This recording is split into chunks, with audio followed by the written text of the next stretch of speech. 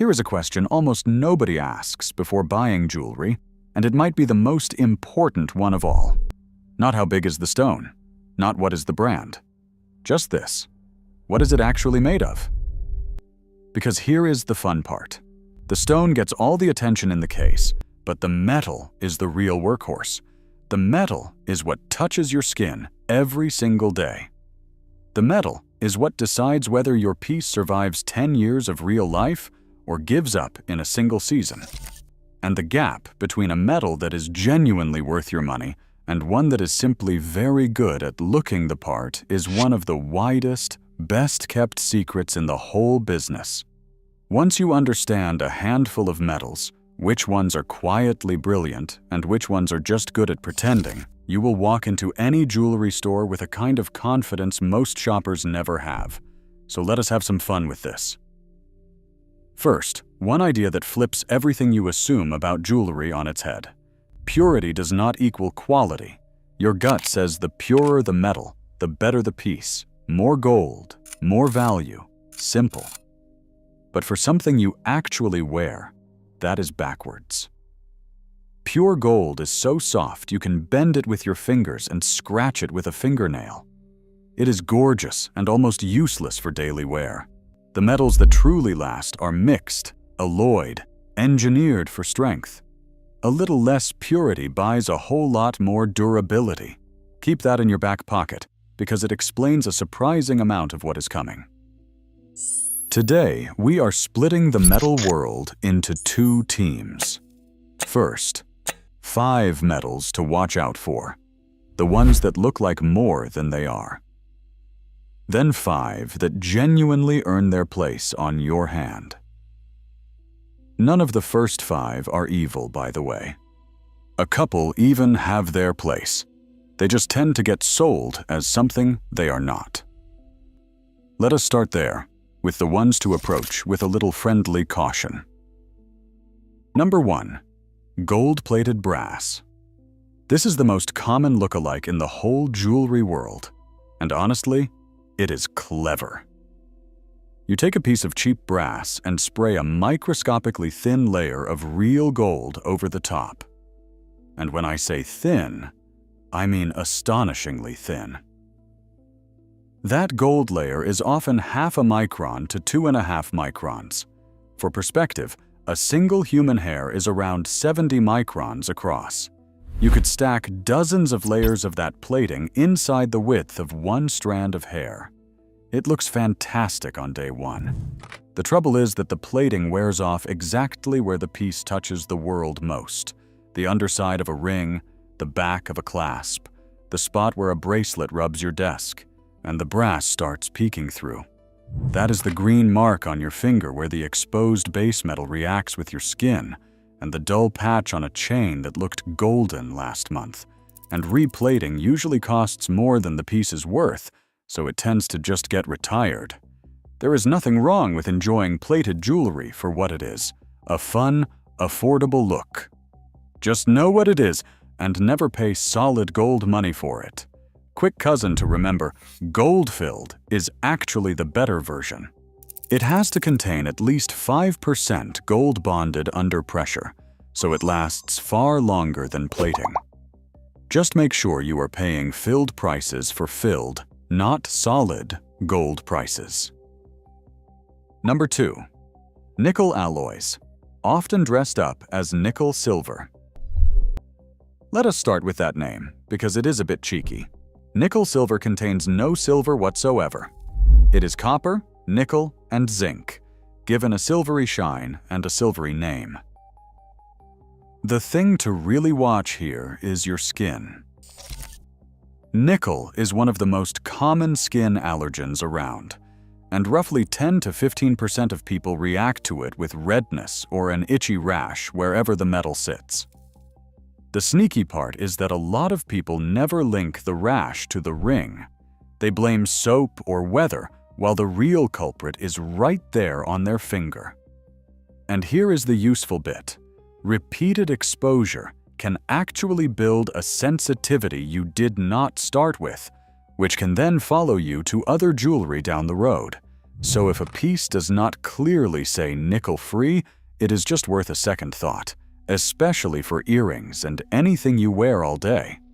The easy move is to look for that nickel-free label, and when in doubt, lean toward the genuinely skin-friendly metals we will get to in the second half. Your skin will thank you. Number 3. Anything labeled simply surgical steel and nothing more. This one is more about marketing than danger. The phrase sounds clinical and trustworthy, like something straight out of an operating room.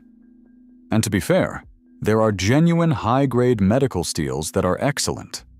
You will see them marked with real specifications, like 316L. The catch is that surgical steel on its own, with no grade and no detail, is not a guaranteed standard the way a gold carat stamp is. It is a great-sounding phrase doing a lot of heavy lifting. The good news is the fix is easy. If a seller can tell you the actual grade, wonderful. Buy with confidence. If all they have is the word surgical, now you know to ask one friendly follow-up question, and how they answer tells you plenty. Number 4. 24 karat gold in a ring you plan to wear every day. Now here is a twist, because this metal is completely genuine. 24 karat is 100% pure gold, exactly as advertised. The catch goes right back to our opening idea. Pure gold is soft. A 24 karat ring will scratch, bend out of round in your pocket, catch on a doorframe, and slowly lose its shape as you simply go about your life. And pure gold prongs struggle to hold a stone in place. It is wonderful as a pendant that hangs quietly, or in the many cultures around the world where high-carat gold is bought as beautiful, wearable savings rather than for rough daily use. As an everyday Western-style ring, though, it is just the wrong tool for the job. So when someone leans hard on 100% pure, smile, nod, and remember our golden rule, purity and durability are two completely different things. Pure is not the same as tough. Number 5. The mystery piece. No stamp anywhere on it. Real precious metal jewelry almost always carries a tiny mark. 14 karat, 18 karat, 925 for sterling silver, 950 for platinum. Think of it as the metal's little ID card. So when a piece has nothing at all, you are being asked to wear an unknown alloy on faith, and there is just no way to know what is in it. It might be perfectly fine, or it might be a nickel-heavy mix you would rather avoid. The simplest habit in the world covers you here. Check for the stamp. It takes 2 seconds. If it is there, great. You know exactly what you have. If it is mysteriously missing, that absence is quietly telling you something all on its own, because a maker who is proud of the metal almost always marks it, and is happy to charge you for it. If this is already making you look at that jewelry case a little differently, hit the like button and subscribe. It genuinely helps. Now for the fun half. These next 5 are the metals that actually deliver, and the last one is the quiet champion jewelers reach for when it really matters. Worth buying. Number 1. Sterling silver, stamped 925. This is the friendliest doorway into real precious metal. Sterling is 92.5% pure silver with a touch of copper for strength. That is what the 925 means. Yes, it tarnishes, but here is the happy difference. Tarnish is just a surface film that wipes away in minutes, leaving the metal underneath perfectly intact. Plating wears away forever. Sterling simply needs an occasional polish. For genuine precious metal at a price that does not make you wince, it is hard to beat as a starting point. A lot of quality sterling is finished with a thin layer of rhodium, the same bright white metal used on white gold, which keeps it shining even longer between polishes. Worth buying. Number 2. 14 karat gold. If you want the single smartest pick in the whole gold aisle, this is it. 14 karat is 58.3% pure gold, blended with metals that make it genuinely tough. And here is the delightful little surprise. 14 karat is actually harder and more scratch-resistant than 18 or 24 karat, precisely because it has more of those strengthening metals in the mix. The slightly less pure gold is the more durable gold, exactly the opposite of what instinct tells you. You get real gold content, real lasting value that holds up nicely if you ever resell, and a metal built to shrug off decades of daily wear. It comes in yellow, white, and rose, so you are not giving up any of the looks you love. It is the trusty workhorse of fine jewelry, the metal most quality gold pieces in America are actually made from, and when in doubt, it is almost never the wrong answer. Worth buying. Number 3. Titanium. This is the cheerful underdog of the metal world. Titanium is seriously strong, brushes off scratches, weighs almost nothing on the hand, and is naturally hypoallergenic. It just does not bother sensitive skin the way cheap alloys do, which makes it a brilliant pick for anyone who reacts to everything else. It is also wonderfully affordable. The one honest trade-off is that a titanium ring usually cannot be resized, so you want to nail the fit the first time. But for a tough, modern, everyday band, especially for anyone who works with their hands or would wreck a soft gold ring in a week, it punches so far above its price it is almost unfair. You will also spot it in fun colors because titanium can be heat-treated into blues and purples without any plating. A fantastic, no-fuss, genuinely modern choice. Worth buying. Number 4. Palladium. Here is the white metal secret hardly anyone talks about.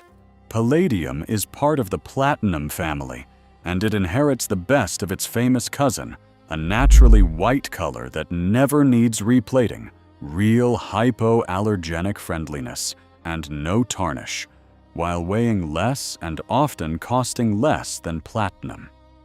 Compare that to white gold, which has to be coated in rhodium to look bright, a coating that wears off and needs redoing every year or two.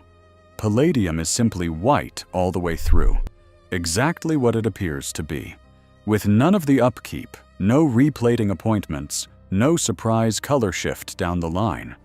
It is also genuinely hypoallergenic, so it suits sensitive skin beautifully.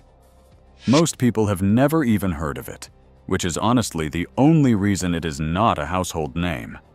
If you love the bright white look but want something lower maintenance than white gold and lighter on the wallet than platinum, palladium is the quiet sweet spot in the middle. And worth buying. Number 5. The champion. Platinum. When a jeweler is setting the most important stone of someone's life, this is what they reach for. Platinum used in jewelry is around 95% pure, far purer than any gold you would wear.